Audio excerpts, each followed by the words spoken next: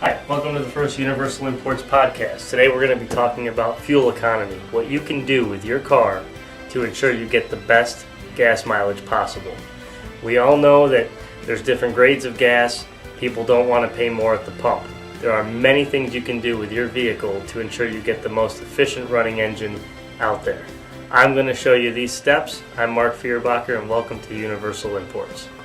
The first thing we're going to be talking about today is tire pressure.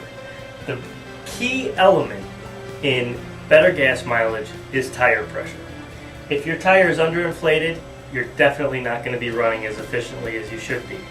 If your tire is not worn properly, meaning you have a chopped or scalloped tire or even an unevenly worn tire, you may also be causing extra friction on the road and therefore not getting the proper gas mileage. There's also a pressure that's listed on the sidewall of the tire. That is not the pressure that should be used in gauging what tire pressure you need. You should go by what the vehicle specs say. Also, if you have a service facility that's been working on your car, it doesn't hurt to ask them what they think. Most of the time, they will have in their system what the car calls for, as does your window sticker, or the sticker rather on your pillar. This is the first step in proper fuel efficiency. We'll move on to the next.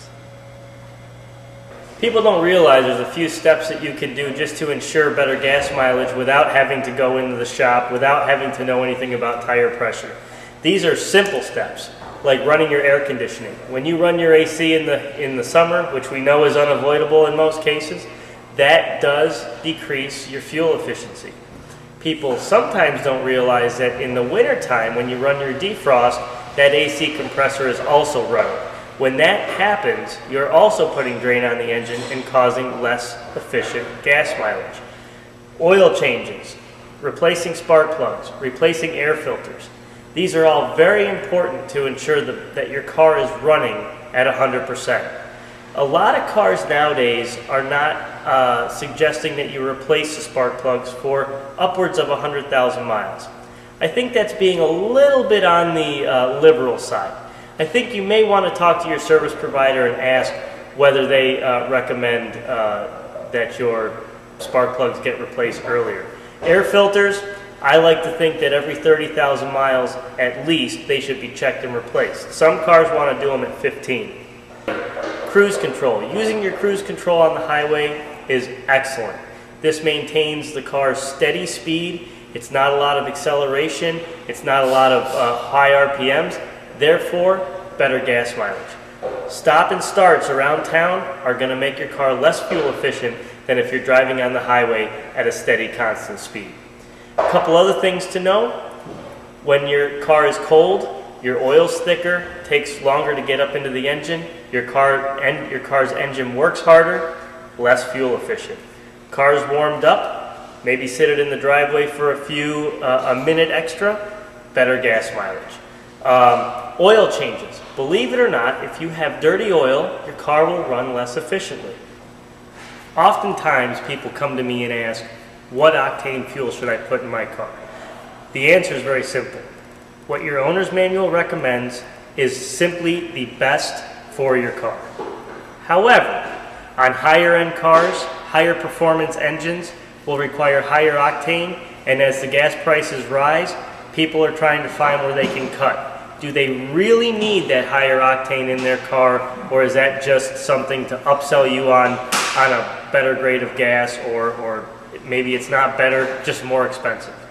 The fact of the matter is, there is a difference between octanes, and you will see it in your car's performance. If you have a car that, say, has a minimal recommended octane of 87, or rather 92, and you put 87 in it, you may find after a few fill-ups that your car starts to ping. When your car isn't running the way it should, it will tell you. Engine lights, pinging, running rough in the morning, those are all signs possibly that you're not putting the right gas in a vehicle. Alright, we've covered all the basics. If you have any questions as to what the EPA rating is on your vehicle, or want to find out about a vehicle you may be thinking about purchasing, I recommend going to www.epa.gov. There you'll find everything you need to know about the fuel efficiency rating on every car that's on the road today. We've covered tire inflation. We've covered doing tune-ups, making sure oil changes are done, using your cruise control on the highway, avoiding those stop and start drives, staying on the highway when you can, staying off the city streets when you can. What I hope to accomplish by these podcasts is give you a little bit of insight into different avenues and areas of service. We'll also be bringing you podcasts in regards to car purchasing. What is the best thing to do when purchasing your next car? Is purchasing a used car better than buying a new car? Is leasing a good option? We'll cover all those things in the next podcast. Until then, I'm Mark Fierbach, and I wish your car the best fuel efficiency.